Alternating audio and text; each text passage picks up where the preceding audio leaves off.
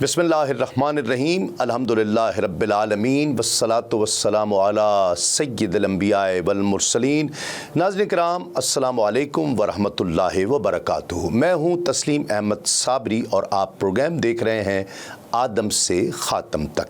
नाज़रीन किराम, आज का प्रोग्राम निहायत अहमियत का हामिल है, क्योंकि आज हम न सिर्फ मुनाफिकीन की इस्लाम के ख़िलाफ़ चालों पर तफसील के साथ बात करेंगे, बल्कि ये ज़िक्र भी करेंगे कि मदीने पाक में मुसलमानों के सुकून का दौर अब ख़त्म हुआ चाहता है कुछ अरसे के लिए। जहाँ यहूद अपनी पूरी तवानाई मुसलमानों को नीचा दिखाने, शिकस्त देने पर सर्फ कर रहे हैं, वहीं मुशरिकीन मक्का भी धमकियाँ देने पर उतर आए हैं। ये तमाम अवामिल बिलाखिर एक अहम दस्तावेज़ यानी चार्टर ऑफ मदीना, मीसाक मदीना के वजूद में आने का बायस बनते हैं। गुज़िश्ता प्रोग्राम में आपने मुलाहिज़ा किया कि मुनाफिक आखिर कहते किसे हैं। आज इस हवाले से मज़ीद तफसील आपकी नज़र करेंगे, और इसके अलावा हम मदीना पाक के बड़े मुनाफिकीन, उनके मकर व फ़रेब और अल्लाह की जानिब से उनकी निशानदही का ज़िक्र करेंगे। नाज़रीन किराम, मदीना मुनव्वरा में सब अच्छा नहीं था, बल्कि मुसलमानों को बैक वक्त ज़ाहिरी और अनदेखी मज़ाहमत का सामना था। ज़ाहिरी मुखालफत इस तरह से कि गैर मज़हब होने की वजह से यहूदियों की रेशा दवानियाँ तो मालूम हो जाया करती थी, लेकिन वो गिरोह जिसने इस्लाम का लिबादा ओढ़ रखा हो, उनकी सरगर्मियों का सुराग लगाना ये आसान नहीं था।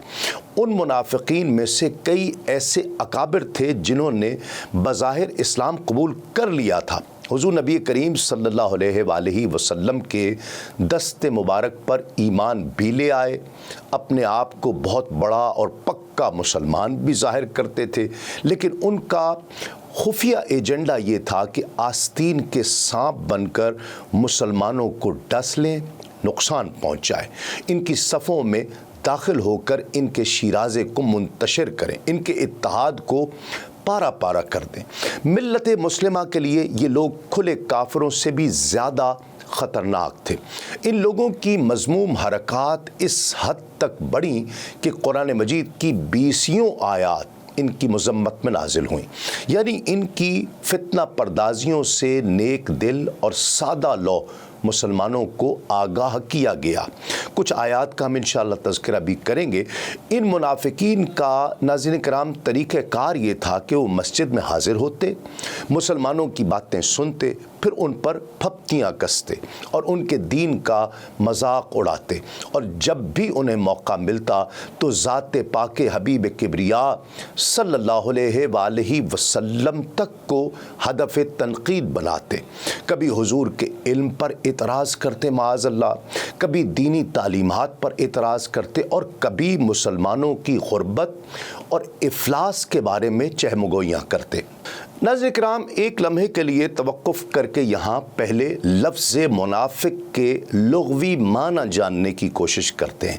इमाम अबू यूसुफ़ अस्सालिही लिखते हैं कि निफ़ाक़ एक ऐसा लफ्ज़ है जिसे इस्लाम से क़ब्ल मख़सूस माना में कोई नहीं जानता था। इससे मुराद मुनाफिक का वो फ़ेल है जो उसके कुफ्र को तो छुपा देता है, लेकिन उसके बराए नाम ईमान का इजहार कर देता है जो वो लोगों को दिखा रहा होता है। जैसे कि आदमी नफ़क़ यानी सुरंग में छुप जाता है। एक कौल ये है कि ये इसी से मुश्तक़ है, नफ़क़ से, और एक कौल ये है कि नाफ़िक़ुल यरबू से मुश्तक़ है। चूहा अपने बिल के एक मुंह कासिया से दाखिल होता है और उसके नाफ़िक़ा से निकल आता है, या इसके बरक्स करता है, क्योंकि उसके बिल के 4 मुंह होते हैं, नाफ़िक़ा, कासिया, राहिता और दायमा। वो तेज़ रफ्तारी से नाफिका के किनारे तक जाता है, उसे छुपाता है, फिर दूसरी जानिब से बाहर निकल आता है। जब किसी दूसरे बिल में जाना चाहता है तो नाफिका को अपने सर मारता है, उससे बाहर निकल आता है। ये सुराख एक दूसरे के साथ मिले होते हैं और वो एक का इरादा करता है और दूसरे से निकल जाता है, यानी एक दिखाता है और दूसरे से निकलता है। मुनाफिक की भी यही कैफियत होती है, वो एक जहत से ईमान में दाखिल होता है, دوسری سے نکل جاتا ہے۔ یہ چوہے کے اس فعل سے مشتق ہے۔ ایک قول یہ بھی ہے کہ نافقہ کی صورت سے مشتق ہے، چوہے کے فعل سے نہیں، کیونکہ نافقہ وہ سوراخ ہے، اس سوراخ کو کہتے ہیں جس کا ظاہر مدخل اور باطن مخرج ہوتا ہے۔ منافق کی بھی یہی حالت ہوتی ہے، وہ ایمان کا اظہار تو کرتا ہے، اس کے باطن میں لیکن نفاق ہوتا ہے، نفاق کی جگہ دل ہوتا ہے۔ جب حضور نبی کریم صلی اللہ علیہ وآلہ وسلم مدینہ طیبہ تشریف لائے تو بہت سے لوگ دائرہ اسلام میں داخل ہوئے، بہت سے لوگوں نے خود کو یہودیوں کی طرف منسوب کیا۔ زمانہ جاہلیت میں ان لوگوں کو بڑا شخص سمجھا جاتا تھا۔ منافقین شرک اور قیامت کو جھٹلانے کے اعتبار سے اپنے آبا کے دین پر ہی تھے، لیکن اسلام نے انہیں سر تسلیم خم کرنے پر مجبور کر دیا۔ قوم کی اجتماعیت نے انہیں اسلام کا اظہار کرنے پر مجبور کیا، انہوں نے اسلام کا اظہار کیا، اسلام کو بطور ڈھال استعمال کیا تاکہ قتل ہونے سے بچ سکے، دل میں نفاق رکھا۔ ان کی تمنائیں یہودیوں کے ساتھ تھیں، کیونکہ وہ حضور نبی کریم صلی اللہ علیہ وآلہ وسلم کو جھٹلاتے تھے اور اسلام کا انکار کرتے تھے۔ ناظرین کرام، مدینہ منورہ کے دو بڑے قبیلوں یعنی اوس اور خزرج سے ہم میں سے کون واقف نہیں ہے؟ سیرت ابن اسحاق میں تحریر ہے کہ ان دو قبائل نے اسلام کی سربلندی کے لیے جس بے مثال کردار کا مظاہرہ کیا، جس مالی ایثار اور جانی قربانیوں کا نذرانہ پیش کیا، وہ اظہر من الشمس ہے۔ اسی لیے اللہ رب العزت اور اس کے رسول صلی اللہ علیہ وآلہ وسلم نے ان کو انصار کے معزز لقب سے ملقب فرمایا، لیکن ان میں بھی چند ایسے بدبخت موجود تھے جنہوں نے بظاہر تو اسلام قبول کر لیا تھا، لیکن ان کے باطن کفر و شرک کے تعفن سے بدبودار تھے، بھرے ہوئے تھے۔ چند بدبختوں کے حالات ہم یہاں بیان کرتے ہیں۔ آغاز بنی اوس کے منافقین سے کرتے ہیں۔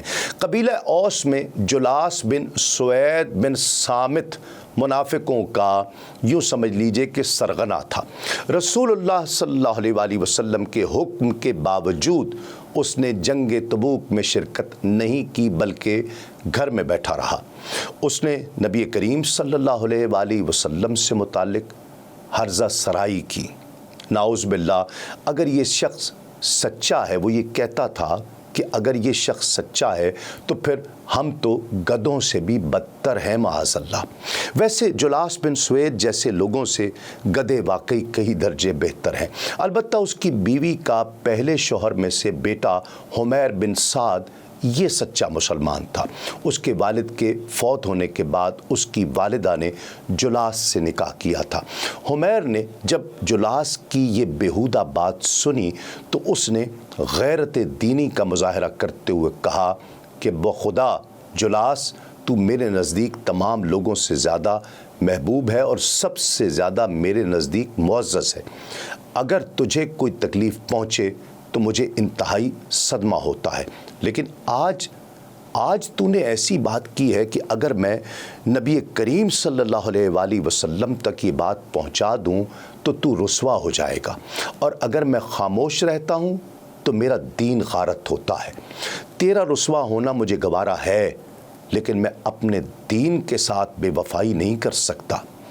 حمیر حضور نبی کریم صلی اللہ علیہ وآلہ وسلم کی خدمت میں حاضر ہوئے اور اپنے سوتیلے باپ جلاس نے جو کہا تھا اس کے بارے میں عرض کر دیا۔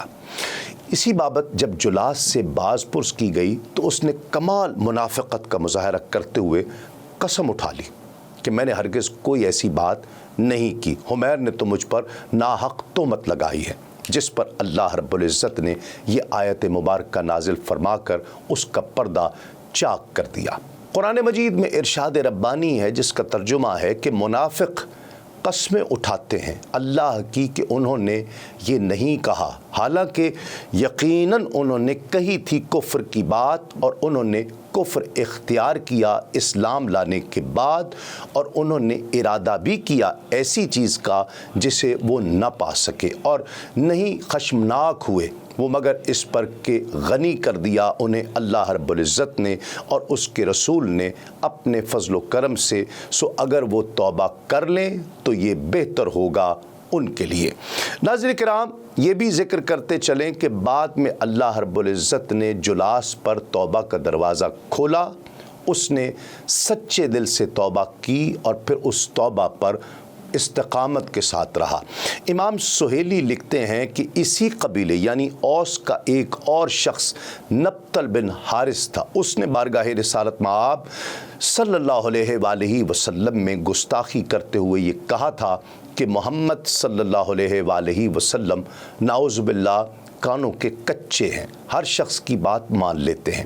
اللہ رب العزت کو اس کی گستاخی گوارا نہ ہوئی تو فوراً یہ آیت کریمہ نازل ہوئی جس کا ترجمہ ہے کہ اور کچھ ان میں سے ایسے ہیں جو اپنی بد زبانی سے اذیت دیتے ہیں نبی کریم کو اور کہتے ہیں یہ کانوں کا کچا ہے۔ فرمائیے وہ سنتا ہے جس میں بھلا ہے تمہارا، یقین رکھتا ہے اللہ پر اور یقین کرتا ہے مومنوں کی بات پر، اور سراپا رحمت ہے ان کے لیے جو ایمان لائے تم میں سے جو لوگ دکھ پہنچاتے ہیں اللہ کے رسول کو، ان کے لیے دردناک عذاب ہے۔ اسی بارے میں رحمت عالم صلی اللہ علیہ وآلہ وسلم نے فرمایا کہ جو شخص شیطان کو دیکھنا پسند کرتا ہے اسے چاہیے کہ وہ نبطل بن حارث کو دیکھ لے۔ اس شیطان نما منافق انسان کا جسم بھاری بھرکم تھا، قد لمبا، رنگت سیاہ، بال بکھرے ہوئے اور آنکھیں سرخ تھیں۔ ایک بار جبریل امین رسول اللہ صلی اللہ علیہ وآلہ وسلم کی خدمت میں حاضر ہوئے اور آگاہ کیا کہ آپ کے پاس ایک شخص آ کر بیٹھتا ہے، فربا جسم پراگندہ ہے، زرد چہرہ ہے، سرخ آنکھیں ہیں، گویا تانے کی دو ہانڈیاں ہیں، اس کا جگر گدھے کے جگر سے بھی زیادہ سخت ہے۔ وہ آپ کی باتیں سن کر منافقوں کو جا کر بتاتا ہے، اس سے محتاط رہیے۔ ناظرین کرام، ایک اور منافق ابو عامر فاسق کی بات کرتے ہیں۔ امام ابو یوسف الصالحی لکھتے ہیں کہ ابو عامر فاسق نے زمانہ جاہلیت میں ہی رہبانیت اختیار کر لی تھی اور فقر کے لیے کمبل کا لباس پہنا کرتا تھا۔ لوگ اس کے تارک الدنیا ہونے کی وجہ سے بڑی عزت اور احترام کیا کرتے تھے۔ نبی کریم صلی اللہ علیہ وآلہ وسلم جب مدینہ طیبہ تشریف لائے تو اس کی ساری قوم نے اسلام قبول کر لیا، لیکن اس نے اپنے لیے کفر کو ہی پسند کیا۔ ایک روز حضور نبی کریم صلی اللہ علیہ وآلہ وسلم کی خدمت میں حاضر ہوا اور کہنے لگا کہ یہ کون سا دین ہے جسے لے کر آپ آئے ہیں؟ رحمت عالم صلی اللہ علیہ وآلہ وسلم نے فرمایا کہ میں ابراہیم علیہ السلام کے دین حنیف کو لے کر آیا ہوں۔ وہ کہنے لگا کہ دین ابراہیمی پر تو میں ہوں۔ حضور نبی کریم صلی اللہ علیہ وآلہ وسلم نے فرمایا تو اس دین پر نہیں ہے۔ تو وہ بولا کہ آپ نے اس دین حنیف میں ایسی چیزیں داخل کر دی ہیں جن کا اس دین سے دور تک کا واسطہ نہیں ہے۔ سرکار دو عالم صلی اللہ علیہ وآلہ وسلم نے ارشاد فرمایا کہ میں نے کوئی غیر چیز اس میں داخل نہیں کی، میں نے اسے ساری آلائشوں سے پاک صاف کر کے پیش کیا ہے۔ یہ سن کر اس بدبخت کی زبان سے یہ نکلا کہ معاذ اللہ جھوٹے کو اللہ اپنے اہل و عیال سے دور غریب الوطنی میں تنہا موت دے۔ استغفر اللہ۔ رسول کریم صلی اللہ علیہ وآلہ وسلم نے فرمایا بے شک جو جھوٹ بولتا ہے اللہ اس کے ساتھ یہی سلوک فرمائے۔ اللہ رب العزت نے اس کے ساتھ پھر ایسا ہی کیا۔ کچھ عرصے بعد ہی اپنے 10-15 عقیدت مندوں کو لے کر وہ مدینہ طیبہ کو چھوڑ کر واپس مکہ چلا گیا۔ رسول اللہ صلی اللہ علیہ وآلہ وسلم نے فرمایا کہ اس کو راہب نہ کہا کرو بلکہ فاسق کہا کرو۔ کچھ عرصے بعد جب مکہ مکرمہ پر اسلام کا پرچم لہرا دیا گیا تو وہاں سب بھاگ کر طائف پہنچا۔ جب اہل طائف نے اسلام قبول کر لیا تو وہاں سے بھاگ کر پھر شام چلا گیا، وہاں ہی اپنے اہل و عیال سے دور غریب الوطنی میں قسمہ پرسی کی حالت میں ہلاک ہوا، اور جو دعا خود اس نے مانگی تھی جس پر سرکار دو عالم صلی اللہ علیہ وآلہ وسلم نے آمین فرمائی تھی وہ قبول ہوئی، اور دنیا کو معلوم ہو گیا کہ جھوٹا کون ہے۔ تارک دنیا ہونے کی وجہ سے جو عزت اور احترام لوگوں کے دلوں میں اس کے لیے پیدا ہوا تھا وہ اس کے لیے حجاب ثابت ہوا اور اسلام کی نعمت سے محرومی کا باعث بنا۔ ناظرین کرام، امام زینی دہلان لکھتے ہیں کہ قبیلہ خزرج میں عبداللہ بن ابی جو رئیس المنافقین کے لقب سے مشہور ہوا، وہ اس قبیلے کا ایک بدبخت اور بد نصیب فرد ہے۔ یہ بلند قامت تھا، وجیح تھا اور با اثر شخصیت کا مالک تھا۔ صدیوں پرانی لڑائی جھگڑے کے باوجود اوس اور خزرج دونوں قبائل نے اس کی سیادت کو تسلیم کر لیا اور اس پر اتفاق کر لیا۔ وہ اسے اپنا متفقہ حکمران بنانا چاہتے تھے، اور بات یہاں تک پہنچی کہ زرگر کو یہ کہہ بھی دیا گیا کہ وہ اس کے لیے ایک تاج بنائے تاکہ ایک تقریب میں اس کی تاج پوشی کی باقاعدہ رسم ادا کی جائے اور اسے تاج پہنایا جائے۔ ابھی یہ چل ہی رہا تھا کہ اسی اثنا میں مدینہ پاک میں نبی کریم صلی اللہ علیہ وآلہ وسلم جلوہ گر ہو گئے، جن کے نور سے لوگوں کے قلوب و اذہان روشن ہو گئے، اور عبداللہ بن ابی کی بادشاہت کے اعلان کے لیے جو تقریب منعقد ہونے والی تھی وہ پھر نہیں ہوئی، ہمیشہ کے لیے سمجھ لیجئے کہ منسوخ کر دی گئی۔ اس سے اس کو انتہائی صدمہ ہوا۔ ناظرین کرام، یہ بہت واضح بات ہے کہ یہ ذاتی مفاد تھا۔ اس کے سارے قبیلے نے چونکہ اسلام قبول کر لیا تھا، اس لیے اس نے بھی مجبوراً اسلام قبول کیا، لیکن اس کے دل میں حسد کی آگ ہمیشہ سلگتی رہتی تھی۔ غزوہ بنی مصطلق کے موقع پر یہی وہ بدبخت تھا جس نے یہ الفاظ کہے جنہیں قرآن مجید نے سورۃ المنافقون میں منافق کہتے ہوئے کہ اگر ہم لوٹ کر گئے مدینے میں تو نکال دیں گے عزت والے وہاں سے ذلیلوں کو۔ ناظرین کرام، یہ ذکر جاری ہے ایک مختصر سے وقفے کے بعد۔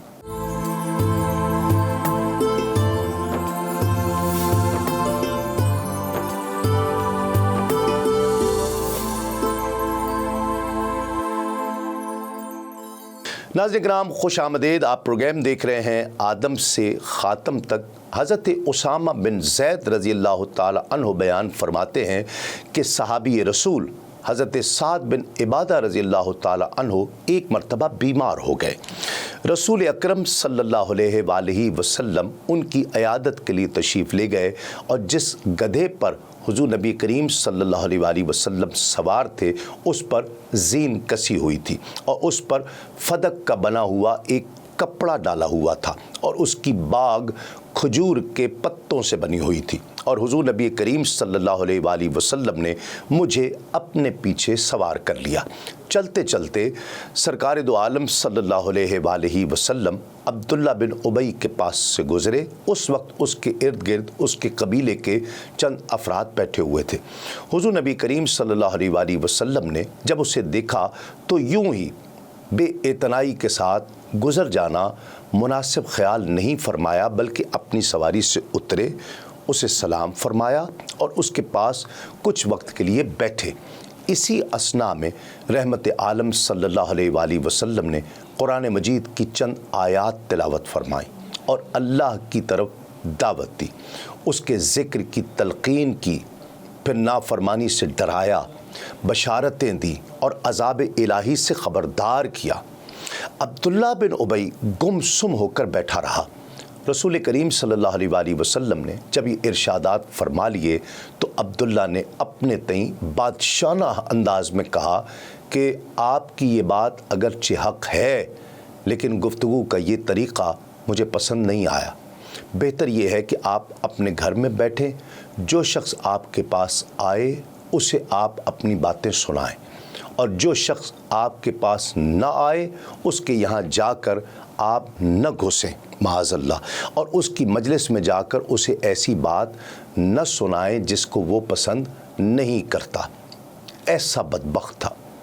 وہاں موجود حضرت عبداللہ بن رواحہ رضی اللہ تعالیٰ عنہ اس کی اس گستاخی کو برداشت نہیں کر سکے اور عرض کی، سرکار آپ بسط شوق میرے گھر تشریف لائیں، ہمارے یہاں تشریف لائیں، ہماری مجالس میں قدم رنجا فرمائیں، ہمارے گھروں اور مکانوں کو اپنی آمد سے شرف بخشیں، بخدا یہ ایسی چیز ہے جسے ہم پسند کرتے ہیں، اور یہ وہ چیز ہے جس سے اللہ نے ہماری عزت افزائی فرمائی ہے اور ہمیں صراط مستقیم پر چلنے کی توفیق بخشی ہے۔ سبحان اللہ۔ ایک شخص کی بدزبانی دیکھیے اور دوسری جانب ایک عاشق رسول صحابی کی آپ خوش گفتاری ملاحظہ کیجئے۔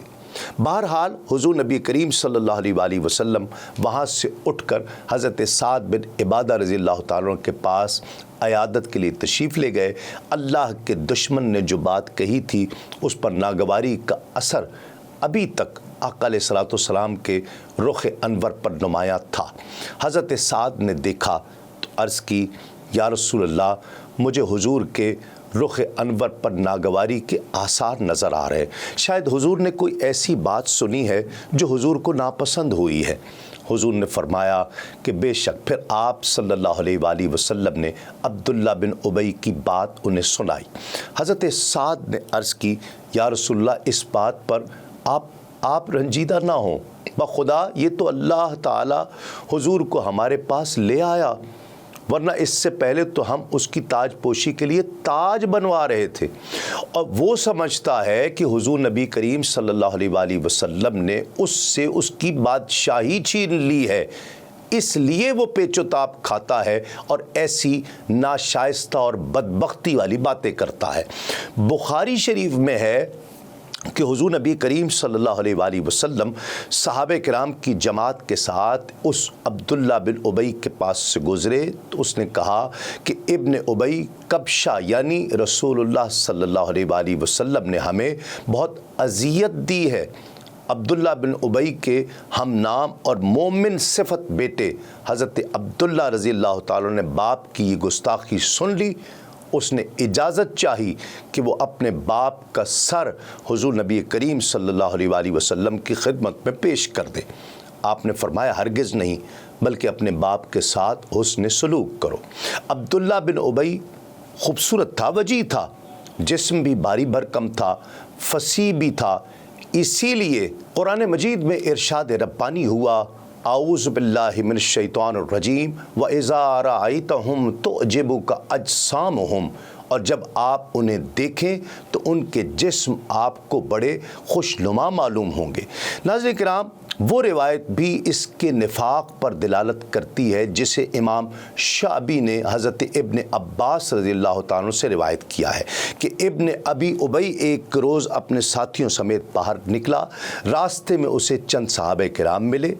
ابی نے ساتھیوں سے کہا کہ ذرا دیکھنا کہ میں ان بے وقوفوں کو کیسے لوٹاتا ہوں۔ پہلے اس نے حضرت سیدنا صدیق اکبر رضی اللہ تعالیٰ عنہ کا ہاتھ تھاما۔ اس نے کہا کہ صدیق کو خوش آمدید، بنو تیم کے سردار، سبیح الاسلام، ثانی فی الغار، اپنا مال اور جان حضور نبی کریم صلی اللہ علیہ وآلہ وسلم کے لیے نثار کرنے والے۔ پھر اس نے سیدنا عمر کا ہاتھ تھاما اور کہا، بنو عدی کے سردار الفاروق کو مرحبا، جو دین الہی میں بہت قوی ہیں، جنہوں نے حضور کے لیے اپنا مال اور جان نثار کی ہے۔ پھر اس نے حضرت علی المرتضیٰ کا ہاتھ پکڑا اور کہا کہ اے حضور نبی کریم صلی اللہ علیہ وآلہ وسلم کے چچا زاد، آپ صلی اللہ علیہ وآلہ وسلم کے داماد اور بنو ہاشم کے سردار، آپ کو مرحبا۔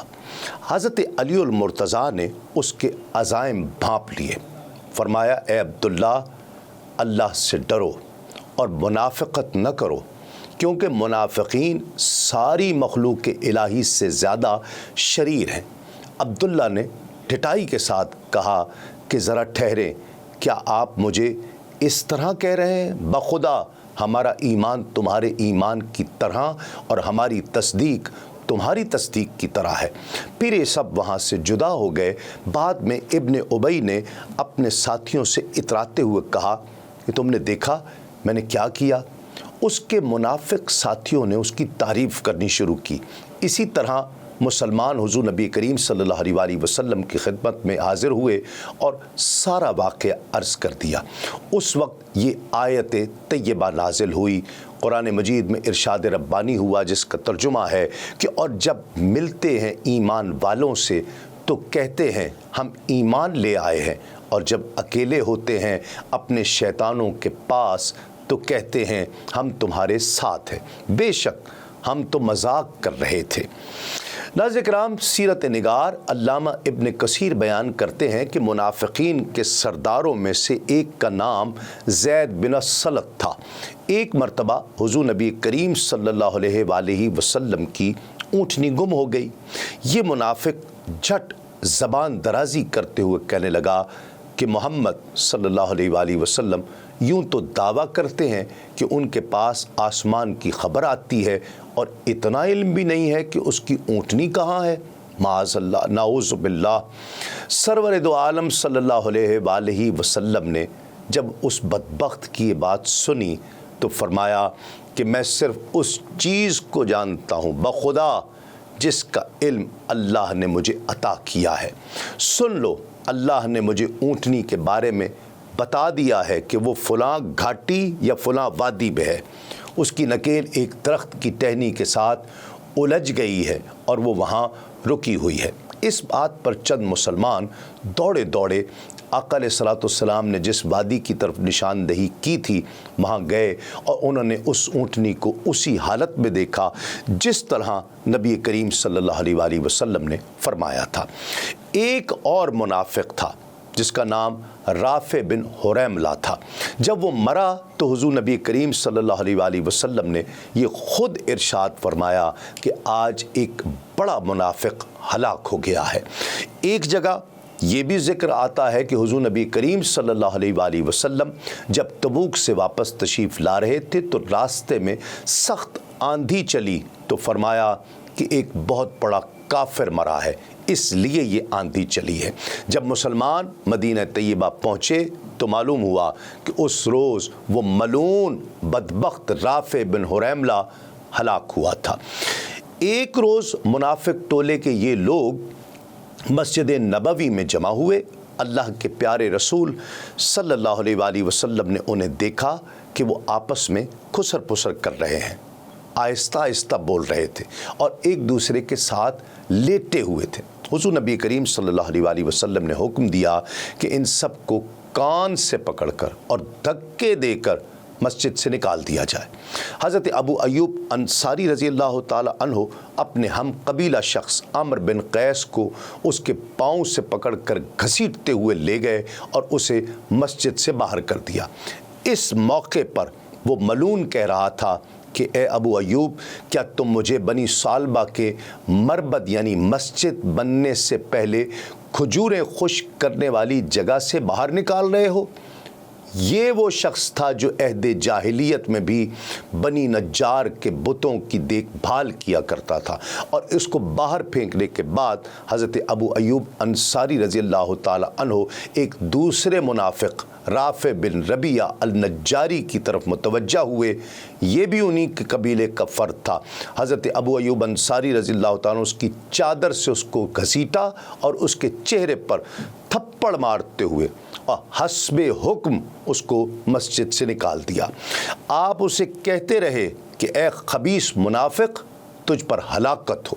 اور ایک دوسرے صحابی رسول حضرت عمارہ بن حزم رضی اللہ تعالیٰ اسی دوران منافق زید بن عمرو کی طرف لپکے، اس کی بڑی لمبی لمبی داڑھی تھی، انہوں نے اس کی داڑھی سے اسے پکڑ لیا، پھر اس کو سختی سے کھینچتے ہوئے لے گئے اور مسجد سے باہر نکال دیا۔ انہوں نے اپنے دونوں ہاتھوں کی ہتھیلی سے اسے سینے پر دھکا دیا اور وہ منہ کے بل گرا۔ چوٹ لگنے پر اس خبیث نے جب یہ کہا کہ اے عمارہ، تو نے مجھے زخمی کر دیا، تو حضرت عمارہ رضی اللہ تعالیٰ فرماتے ہیں کہ منافق، اللہ تجھے ہلاک کرے، جو عذاب اللہ نے آخرت میں تیرے لیے تیار کر رکھا ہے وہ اس سے بھی زیادہ سخت ہے۔ خبردار، آج کے بعد رسول اللہ صلی اللہ علیہ وآلہ وسلم کی اس مسجد کے نزدیک بھی نہ پھٹکنا۔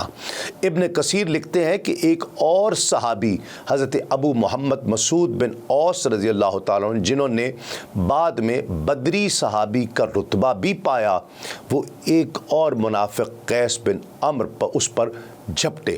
دونوں کے نام ملتے جلتے تھے، ایک ہی تھے، منافقوں میں یہی ایک نوجوان تھا، باقی سب سے کم عمر تھے۔ ابو محمد مسعود نے اس کو دھکے دیتے ہوئے مسجد سے باہر نکال دیا۔ بنو خدرہ سے ایک مسلمان کھڑا ہوا، وہ حارث بن عمرو منافق پر جھپٹا۔ اس منافق کے سر پر بڑے خوبصورت بالوں کا جوڑا تھا۔ اس مسلمان نے اس جوڑے سے اسے پکڑ لیا اور زمین پر سختی سے گھسیٹتے ہوئے لے گیا اور مسجد سے باہر پھینک دیا۔ ملعون حارث نے کہا کہ تم نے مجھ پر سختی کی ہے، تو اس صحابی نے جواب دیا کہ اللہ کے دشمن، تم اس کے سزاوار تھے کہ تو پلید ہے۔ خبردار، آج کے بعد رسول اللہ صلی اللہ علیہ وسلم کی مسجد کے قریب ہرگز نظر نہ آنا۔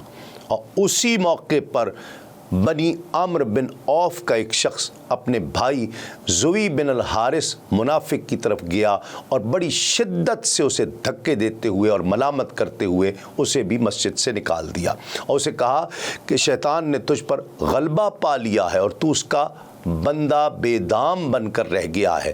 ابن کثیر لکھتے ہیں کہ منافقین کا گروہ اپنی عیاری میں اپنی مثال نہیں رکھتا تھا۔ وہ حضور کی دل آزاری کا کوئی موقع ہاتھ سے جانے نہیں دیتے تھے اور رات دن مسلمانوں کی وحدت کو پارا پارا کرنے اور اسلام کو ناکام بنانے کے لیے سوچ بچار میں غرق رہا کرتے تھے۔ ناظرین کرام، منافقین کے پہلی صدی ہجری تک کے احوال اب یہاں ختم ہوتے ہیں اور آگے بھی انشاءاللہ گاہے بگاہے ترتیب کے لحاظ سے اس ٹولی کے بارے میں ہم ذکر کرتے رہیں گے۔ اب ذکر میثاق مدینہ کا۔ ہم سب جانتے ہیں کہ محض جزیرہ نما عرب ہی نہیں، ارد گرد کے مختلف ملکوں میں بھی قریش مکہ کا کافی اثر و رسوخ تھا۔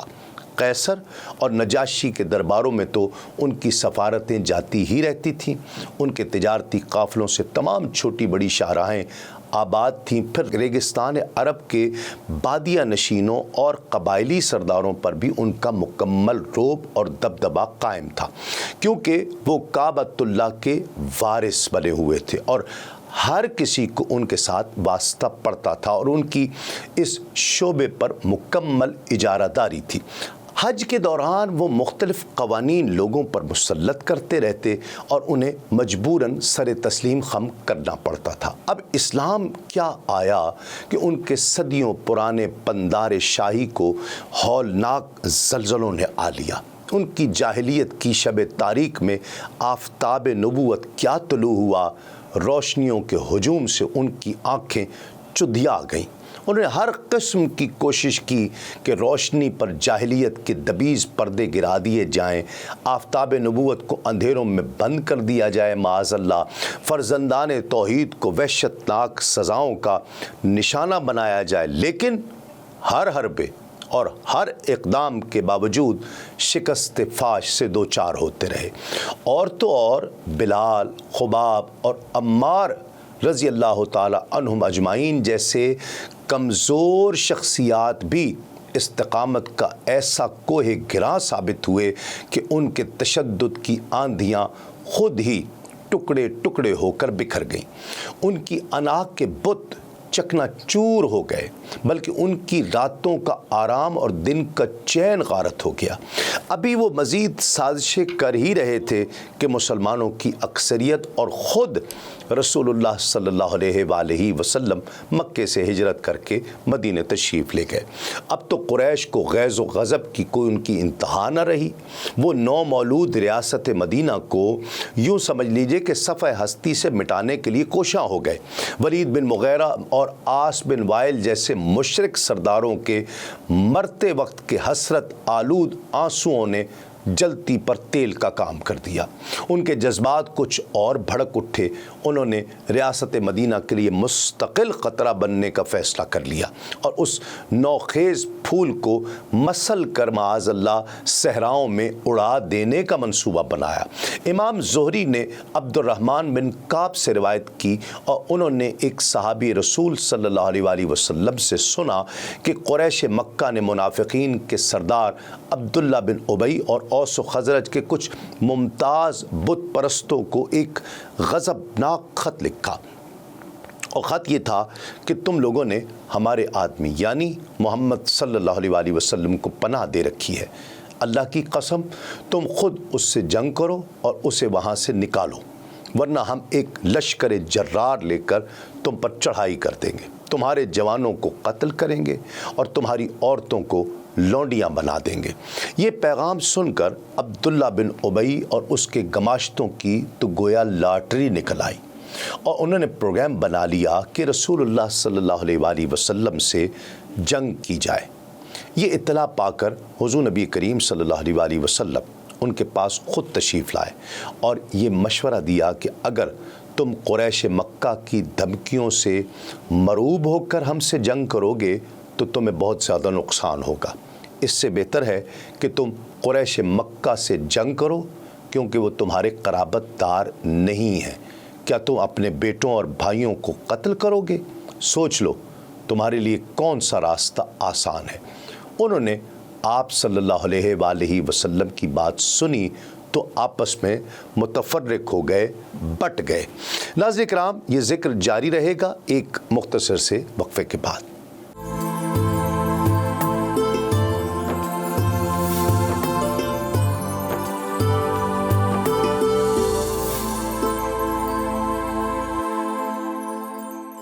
ناظرین کرام، خوش آمدید۔ آپ پروگرام دیکھ رہے ہیں آدم سے خاتم تک۔ حضور نبی کریم صلی اللہ علیہ وآلہ وسلم کی حکمت افروز گفتگو سے قریش مکہ کی سازش اور منافقین مدینہ کی کاوش دم توڑ گئی، لیکن قریش مکہ کو بھلا سکون کہاں مل رہا تھا؟ وہ گاہے بگاہے دھمکیوں کی صورت میں اپنے اندر کا وہ غصہ نکالنے کی کوشش کیا کرتے تھے۔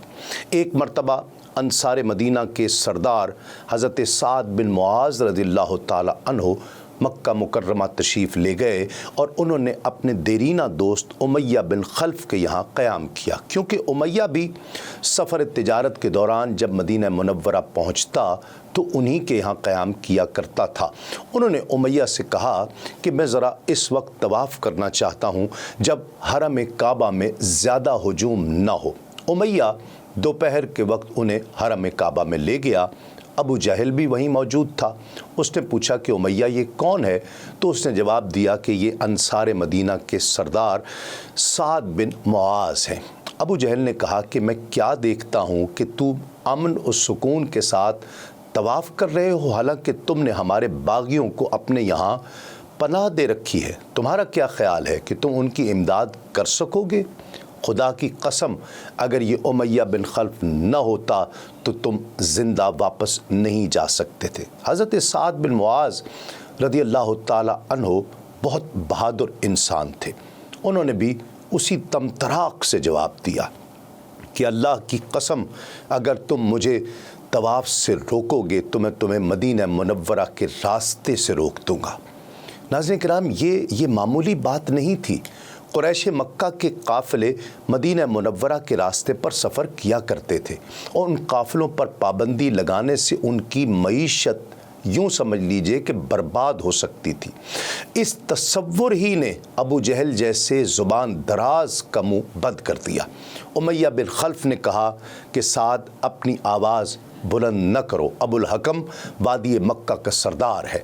انہوں نے امیہ بن خلف کو بھی جھاڑ دیا، کیا تم بھی رہنے دو، اللہ کی قسم میں نے رسول اللہ صلی اللہ علیہ وآلہ وسلم سے سنا ہے کہ وہ تمہیں قتل کر دیں گے۔ یہ جملہ امیہ بن خلف پر بجلی بن کر گرا۔ پھر بعد میں اس نے اپنی بیوی سے کہا کہ اے ام صفوان، سعد بن معاذ نے خبر دی ہے کہ محمد مصطفیٰ صلی اللہ علیہ وآلہ وسلم مجھے قتل کر دیں گے۔ خدا کی قسم آج کے بعد میں کبھی مکہ مکرمہ سے باہر نہیں جاؤں گا۔ ناظرین کرام، قریش مکہ کی کینہ پروری اور ریشہ دوانیوں کا سلسلہ اب دراز ہوتا جا رہا تھا۔ انہوں نے یہود مدینہ سے بھی رابطے بڑھائے، بلکہ خود مسلمانوں کو براہ راست یہ خط لکھا کہ تم اتنے خوش نہ ہو کہ ہمارے نرغے سے نکل چکے ہو تو ہم تمہارے شہر پر حملہ آور ہو کر سب کو قتل کر دیں گے۔ کفار مکہ نے صرف انہی دھمکیوں پر بس نہیں کیا بلکہ وہ باقاعدہ طور پر مدینہ منورہ پر حملے کی تیاریاں کرنے اور مسلمانوں کے قتل عام کا منصوبہ بنانے لگے۔ حضور نبی کریم صلی اللہ علیہ وآلہ وسلم ان کے تحفظ کے لیے راتیں جاگ جاگ کر بسر کیا کرتے اور صحابہ کرام آپ کا پہرا دیا کرتے تھے۔ گویا ان بیرونی دشمنان اسلام کا خطرہ بھی سر پر منڈلا رہا تھا۔ دیگر قبائل بھی قریش مکہ کے دست نگر تھے، وہ کسی وقت بھی ان کے ساتھ مل کر ناقابل تلافی نقصان پہنچا سکتے تھے۔ اس اندرونی اور بیرونی صورتحال سے عہدہ برآں ہونے کے لیے حضور نبی کریم صلی اللہ علیہ وآلہ وسلم نے اپنی جامع حکمت عملی کا مظاہرہ فرمایا اور ایسے بروقت اور دور رس فیصلے فرمائے کہ عقل اور دانائی کی دنیا آج بھی اش اش کرتی نظر آتی ہے۔ آپ نے اندرون ریاست کی کشمکش کو ختم کرنے کے لیے پہلے تو باشندگان مدینہ کو ایک میثاق اور ایک دستور العمل کے تحت زندگی گزارنے کا پیغام دیا، جسے ایک مخلصانہ کوشش کا نام دیا گیا، اور اس پیغام سے ساری دنیا پر واضح ہو گیا کہ اسلام امن اور آشتی کا مذہب ہے اور دوسروں کو بھی جینے کا حق عطا کرتا ہے۔ میثاق مدینہ کی شقیں تو کافی ہیں، تاہم وقت کی کمی کے باعث ہم چیدہ چیدہ ان شقوں کا ذکر کرتے ہیں۔ یہ ایک تحریری دستاویز ہے اللہ کے نبی محمد صلی اللہ علیہ وآلہ وسلم کی قریش، یثرب کے اہل ایمان اور ان لوگوں کے حوالے سے جو ان کی اتباع میں ان کے ساتھ شامل ہوں اور ان کے ہمراہ جنگ میں حصہ لیں۔ مہاجرین جو قریش میں سے ہیں حسب سابق دیتوں اور خون بہا وغیرہ کے معاملات میں اپنے قبیلے کے طے شدہ رواج پر عمل کریں گے، اپنے قیدیوں کو مناسب فدیہ دے کر چھڑائیں گے اور دوسرے مسلمانوں کے ساتھ عدل و انصاف کا برتاؤ کریں گے۔ بنو اوف بھی اپنی جگہوں پر قائم رہیں گے اور خون بہا وغیرہ کا طریقہ ان میں حسب سابق ہی قائم رہے گا۔ ہر گروہ عدل و انصاف کے تقاضوں کو ملحوظ رکھتے ہوئے اپنے قیدیوں کو فدیہ دے کر چھڑائے گا۔ بنو حارث بھی اپنی جگہوں پر قائم رہیں گے اور خون بہا کا طریقہ ان میں حسب دستور سابق رہے گا۔ ہر گروہ عدل و انصاف کے تقاضوں کو ملحوظ رکھتے ہوئے اپنے قیدی کو فدیہ دے کر چھڑا لے گا۔ بنو ساعدہ بھی اپنی جگہوں پر قائم رہیں گے اور خون بہا کا طریقہ ان میں حسب دستور سابق رہے گا۔ ہر گروہ عدل و انصاف کے تقاضوں کو ملحوظ رکھتے ہوئے اپنے قیدی کو فدیہ دے کر چھڑائے گا۔ بنو جشم اپنی جگہوں پر قائم رہیں گے، حسب سابق اپنے خون بہا مل کر ادا کریں گے اور ہر گروہ عدل و انصاف کے تقاضوں کو ملحوظ رکھتے ہوئے اپنے قیدیوں کو فدیہ دے کر چھڑائے گا۔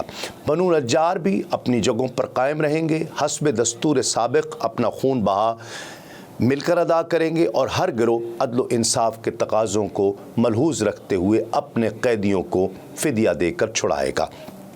اہل ایمان اپنی کسی زیر بار قرض دار کو بے یار و مددگار نہیں چھوڑیں گے، بلکہ قاعدے کے مطابق فدیہ، دیت اور تاوان ادا کرنے میں اس کی مدد کریں گے، اور کسی مومن کے آزاد کردہ غلام کو کوئی مومن حلیف نہیں بنائے گا، اور یہ کہ تمام تقوی شعار مومنین متحد ہو کر ہر اس شخص کی مخالفت کریں گے جو سرکشی کرے، ظلم، گناہ اور تعدی کے ہتھ کنڈوں سے کام لے اور ایمان والوں کے درمیان فساد پھیلائے۔ ایسے شخص کی مخالفت میں ایمان والوں کے ہاتھ ایک ساتھ اٹھیں گے، اگرچہ وہ ان میں سے کسی کا بیٹا ہی کیوں نہ ہو، کوئی رشتہ دار ہی کیوں نہ ہو، کیونکہ کوئی مومن کسی دوسرے مومن کو کافر کے عوض قتل نہیں کرے گا اور نہ مومن کے خلاف وہ کسی کافر کی مدد کرے گا، اور اللہ کا ذمہ اور پناہ سب کے لیے یکساں ایک ہے۔ ادنا ترین مسلمان بھی کافر کو پناہ دے سکتا ہے۔ اہل ایمان دوسرے لوگوں کے مقابلے میں باہم بھائی بھائی اور مددگار اور کارساز ہے۔ یہودیوں میں سے جو بھی ہمارا اتباع کرے گا تو اسے مدد اور مساوات حاصل ہوگی، اور ان یہود پر نہ تو ظلم کیا جائے گا اور نہ ہی ان کے خلاف کسی دشمن کی مدد کی جائے گی۔ تمام اہل ایمان کی صلح یکساں اور برابر کی حیثیت رکھتی ہے۔ کوئی مومن قتال فی سبیل اللہ میں دوسرے مومن کو چھوڑ کر دشمن سے صلح نہیں کر سکے گا، اور اسے مسلمانوں کے درمیان عدل و مساوات کو ملحوظ رکھنا ہوگا۔